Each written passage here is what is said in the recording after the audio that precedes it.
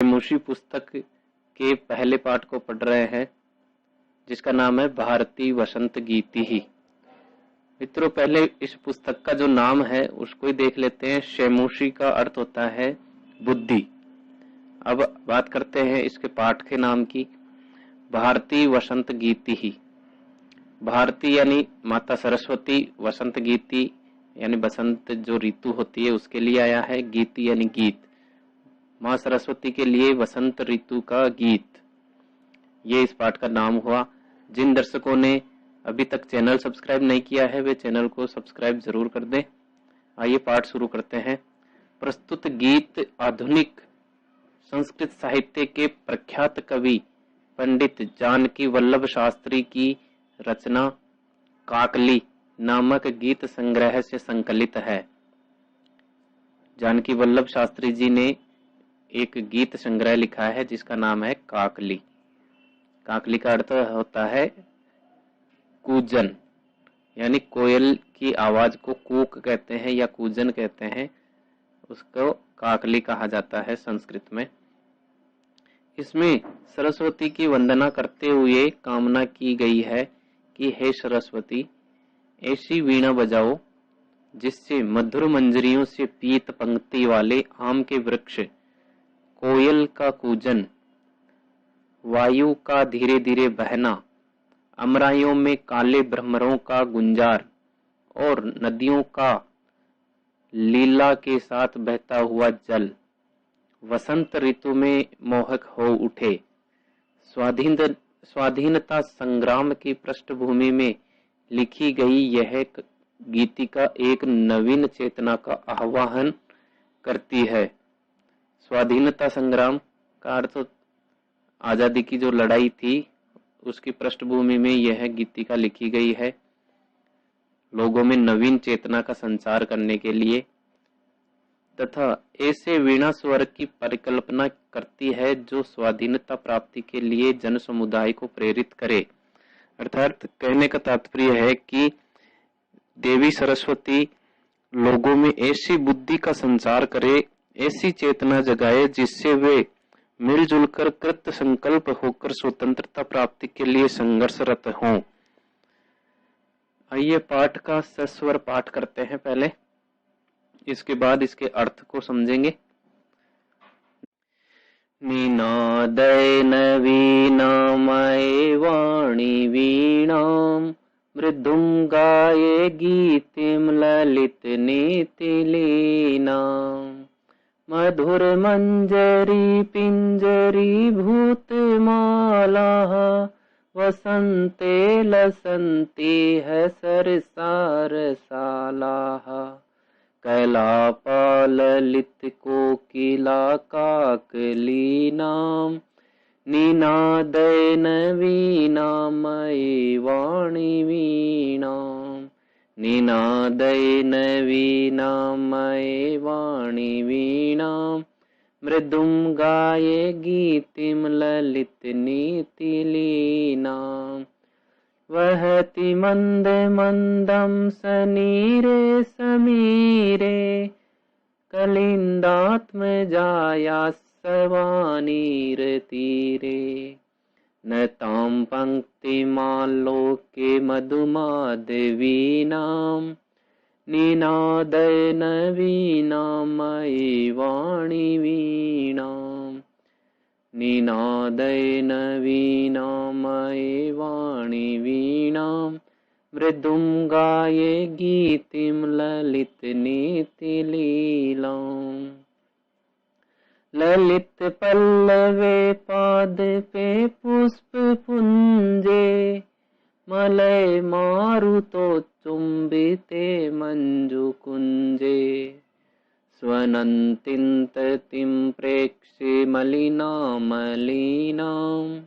निनादय नवीनामयी वाणी वीणाम् निनादय नवीनामयी वाणी वीणाम् मृदुंगाये गीतिम ललित नीतिलीनाम् लतानां नितान्तं सुमं शान्तिशीलं उच्चलेत् उच्छलेत् कान्त सलिलं सलिलम् तवाकर्णे वैणामदीनां नदीनां निनादय नवीनामये वाणी वीणाम् निनादय नवीनामये वाणी वीणाम् मृदुं गाये गीतिं ललित नीतिलीना। धन्यवाद। ये तो हुआ इसका सस्वर पाठ। आइए इसका अर्थ देख लेते हैं। निनादये नवीनामये वाणी वीणा। निनादय मतलब बजाओ, निनाद करो। नवीना यानी नवीन, अये यानी हे, वाणी, वाणी माता सरस्वती के लिए आया है। यहाँ देखो संबोधन सूचक चिन्ह लगा है। वाणी जो है माँ सरस्वती के लिए आया है। वीणाम यानी वीणा को, जो वाद्य यंत्र है माँ सरस्वती का, उसे। मृदुम यानी मीठा, गाये यानी गाओ, गीतिम यानी गीत, ललित यानी सुंदर, नीति यानी नीति से, लीनाम यानी युक्त, सुंदर नीति से युक्त, नीति नैतिक शिक्षा से युक्त। मधुर मंजरी, मधुर यानी मीठा, मंजरी यानी जो आम के जो पुष्प होते हैं उसे मंजरी कहते हैं। पिंजरी भूतमाला, पीले रंग की पंक्ति, भूतमाला, पिंजरी भूतमाला, पीले रंग की एक पंक्ति में ये आम की जो वृक्ष हैं उनकी एक पंक्ति है और उनकी एक माला की तरह से वो दिखाई दे रहे हैं। वसंते लसंती है, वसंते यानी वसंत के मौसम में, ऋतु में, लसंती यानी सुशोभित हो रहे हैं। सरसा रसाला, आम के, रसाला यानी आम के, सरसा यानी रसपूर्ण, रसपूर्ण आम के वृक्ष सुशोभित हो रहे हैं। कलापा ललित कोकिला, कलापा यानी समूह है, ललित यानी मनोहर, कोकिला यानी कोयल, काकलीना, काकलीना होती है, काकली मैंने बताया था, कूक यानी कूजने की जो आवाज है कोयल की, उसे हम काकली कहते हैं।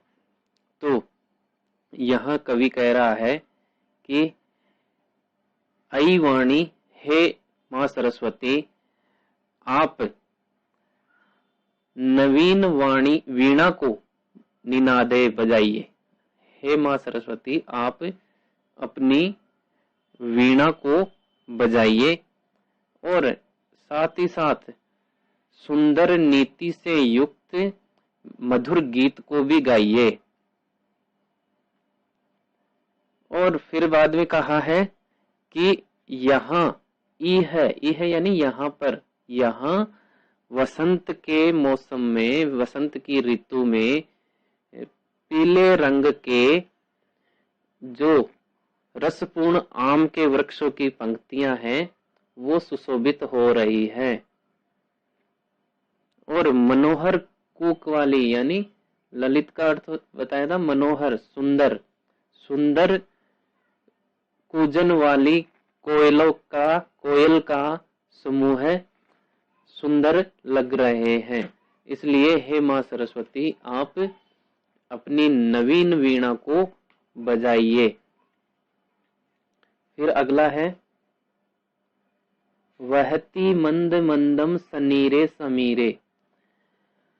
वहती यानी बहती है, मंद मंद यानी धीरे धीरे, सनीरे यानी स नीर, नीर का अर्थ होता है पानी, स यानी साथ में, यानी पानी के साथ, समीरे यानी हवा, हवा बह रही है, वह पानी के साथ बह रही है, यानी पानी वाष्प के साथ में हवा बह रही है।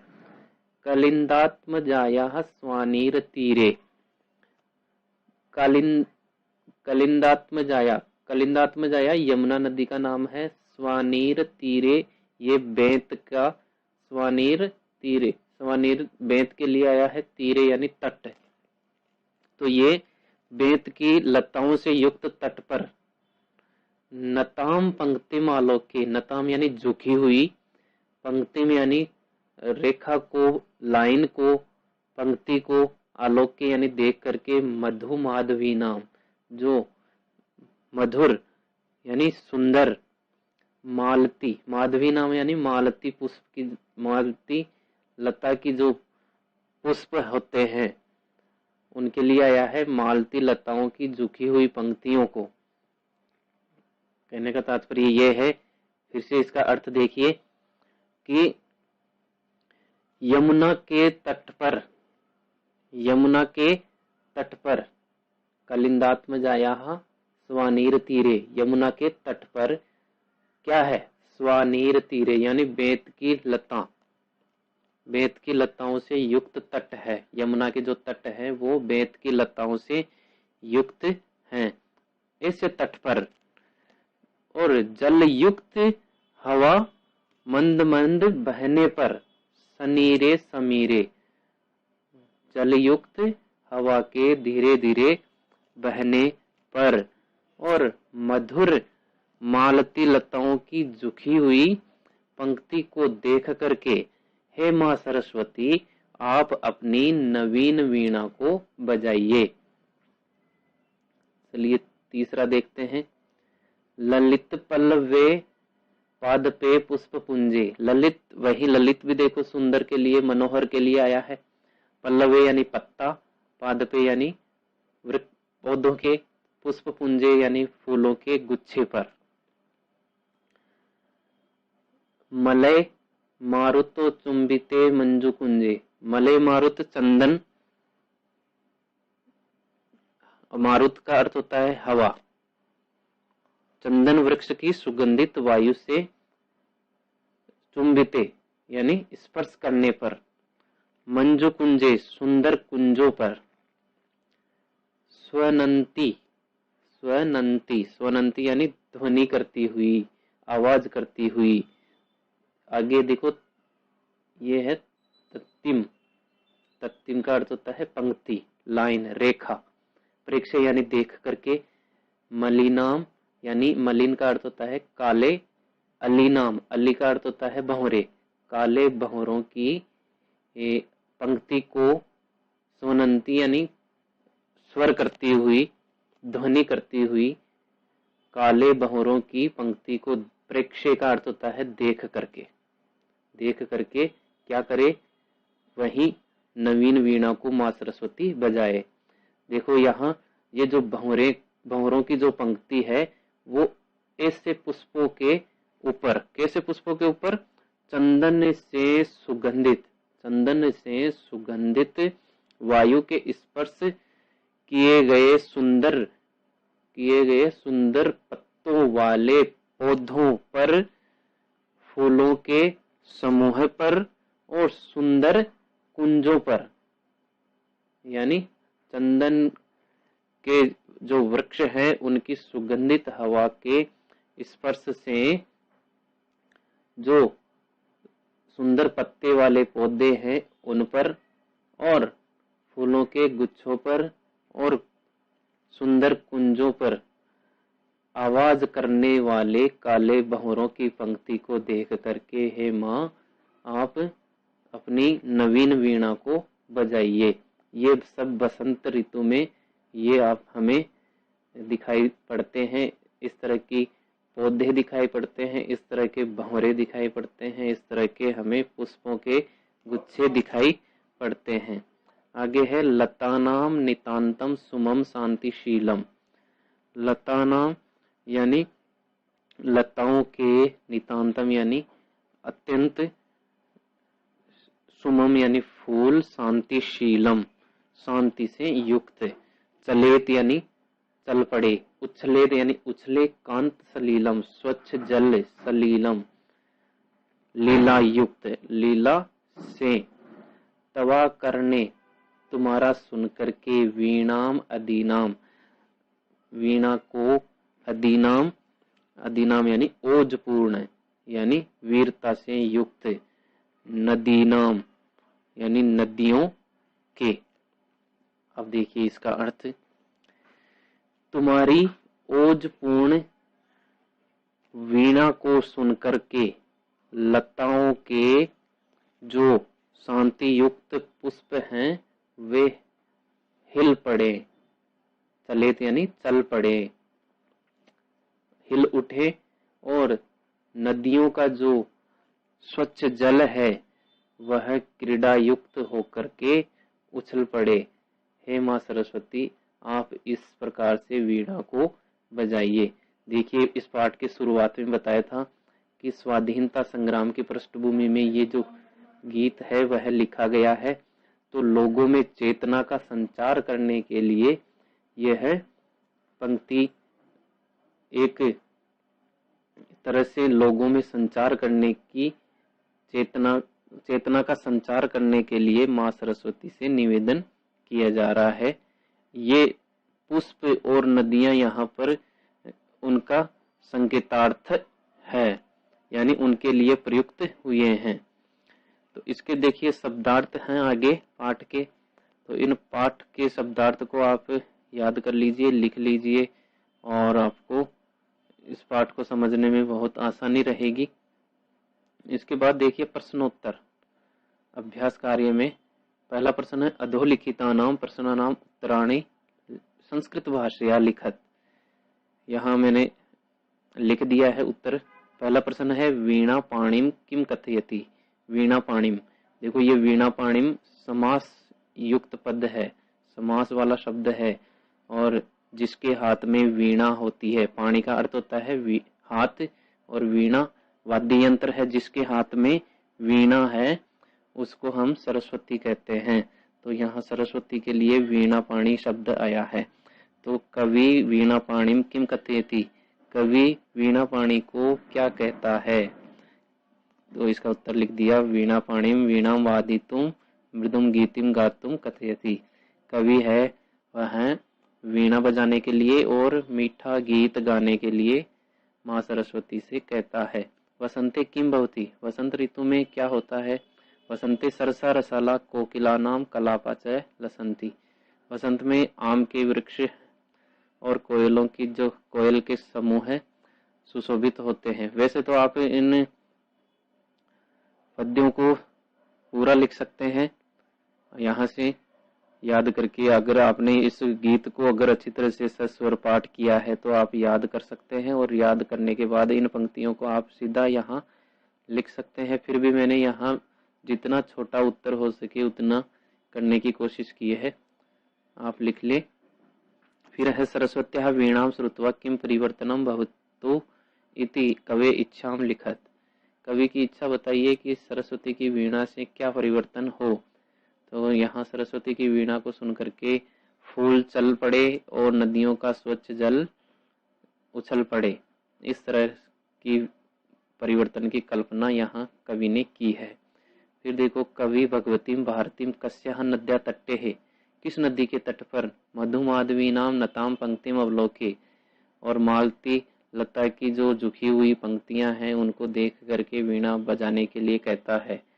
तो यहाँ भगवती भारतीम यमुनायाः तटे, यानी कालिंदात्मजायाः शब्द आया था वहां पर, यहाँ मैंने यमुना शब्द लिखा है। तो आप कोई भी शब्द यहाँ लिख सकते हैं, कोई दिक्कत नहीं है, उत्तर सही माना जाएगा। अगला है क स्तंभे पदानी ख स्तंभे तेषां पर्याय पदानी दत्तानी तानि चित्वा पदानाम समक्षे लिखत। यानी जो क में जो दिए हुए शब्द हैं और ख में जो दिए हुए शब्द हैं उनके पर्यायवाची को आपको मैच करके लिखना है एक शीट में। तो यहाँ मैं मैच कर देता हूँ। सरस्वती के लिए वाणी शब्द आया है, और आम्रम के लिए रसालह आया है, पवनः के लिए समीरः आया है, और तटे के लिए तीरे आया है, और भ्रमणानाम इसके लिए आया है अलीना। ये कर दीजिए आप। फिर देखिए आगे अधोलिखितानि पदानि प्रयुज्य संस्कृत भाषया रचनाम कुरुत। अधोलिखित पदों के आधार पर संस्कृत भाषा में आपको रचना करनी है, यानी वाक्य बनाने हैं। तो यहाँ कोई भी आप सरल वाक्य आप यहाँ पर बना सकते हैं। निनादय, सबसे पहले तो आप निनादय शब्द है वो है आपका लोट लकार का मध्यम पुरुष का एक वचन है। तो मध्यम पुरुष का एक वचन है तो हम यहाँ पर त्वम लिख सकते हैं, त्वम। क्या बजाना है? वीणा बजा दीजिए। त्वम वीणाम वादय।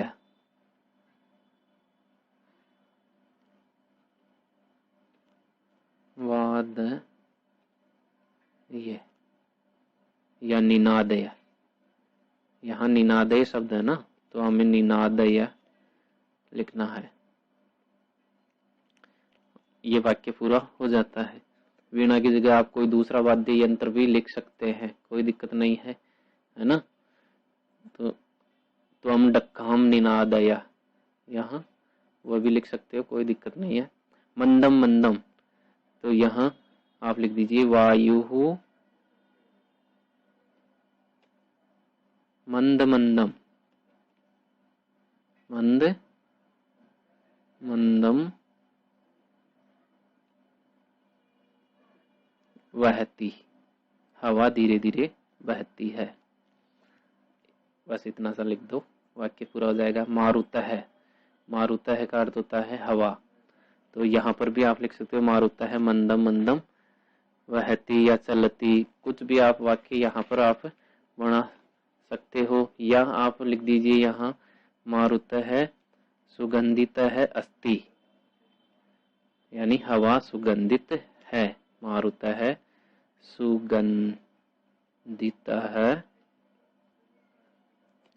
अस्ति, बस इतना लिख दीजिए। फिर आगे है सलीलम। सलील का मतलब होता है जल, तो सलीलम सीधा लिख दीजिए सलीलम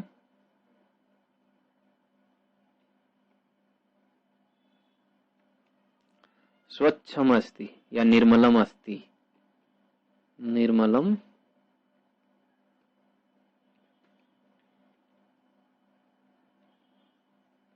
अस्ति। बस इसके बाद सुमनः है। सुमनः का अर्थ होता है पुष्प, तो उद्याने बगीचे में सुमनः सुमनः सुमनः अस्ति, इतना लिख दोगे तो भी उत्तर सही हो जाएगा। और आप और इससे अलग बनाना चाहते हो, उद्याने सुमनः विकसति, इस तरह से भी आप लिख सकते हो, कोई दिक्कत नहीं है। फिर देखो प्रथम श्लोकस्य आशयम हिंदी भाषया आंग्ल भाषया वा लिखत। प्रथम श्लोक का अर्थ आप हिंदी या अंग्रेजी भाषा में लिखिए, तो वो आप लिख सकते हैं कि जो हिंदी अर्थ है वो पहले का आपको बताना है। तो यहाँ वसंत ऋतु में पीले वर्ण वाली रसपूर्ण आम के वृक्षों की पंक्तियां सुशोभित हो रही है। मनोहर कूक वाली कोयल के समूह सुंदर लग रहे हैं। हे माँ सरस्वती, आप वीणा को बजाइए। इस तरह से आप वाक्य लिख सकते हैं हिंदी भाषा में। इसके बाद देखिए पांचवा, अधोलिखिता नाम विलोम पदानि लिखित। अधोलिखित का विलोम शब्द आपको लिखने हैं, तो यहाँ विलोम शब्द में लिख देता हूँ। कठोरम का क्या लिखना है? कोमलम, कोमलम लिख दीजिए। फिर इसके बाद कटु का लिख दो मृदु। कटु यानी कड़वा, मृदु यानी मीठा।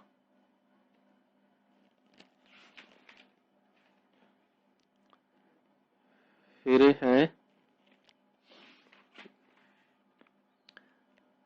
या मधुरम भी लिख सकते हो आप, मधुरम, कोई भी आप लिख सकते हो, कोई दिक्कत नहीं है। मृदु, यहाँ आपका मृदु नहीं होगा, मृदु का अर्थ होता है कोमल, तो यहाँ मधुरम ही ठीक है, तो यहाँ आप मधुरम ही लिखें। मैं गलत लिख रहा था, सही टाइम पे मुझे अपनी गलती का एहसास हुआ है। फिर देखो शीघ्रम का विलोम शब्द होता है मंदम, धीरे धीरे। स्नेह स्नेह भी लिख सकते हो आप, स्नेही स्नेही। फिर आगे है, एक मिनट स्नेह स्नेही और लिख देता हूं। शनैः शनैः।